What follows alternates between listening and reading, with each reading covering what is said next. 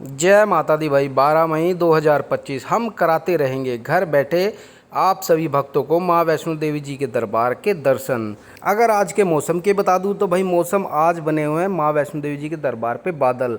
दोपहर तक आप सभी भक्तों को बारिश भी देखने को मिल सकती है। अगर यात्रा की बता दूं तो भाई यात्रा नॉर्मल चल रही है, कोई धक्का मुक्की नहीं है भाई। दर्शन बहुत बढ़िया, बहुत प्यारे दर्शन हो रहे हैं माँ वैष्णो देवी जी के दरबार के।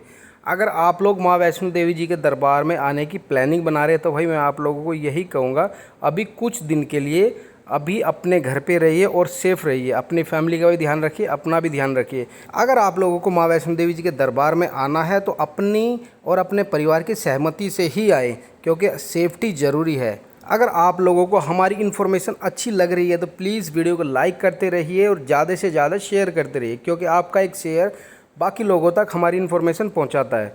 बोलो प्यार से जय माता दी।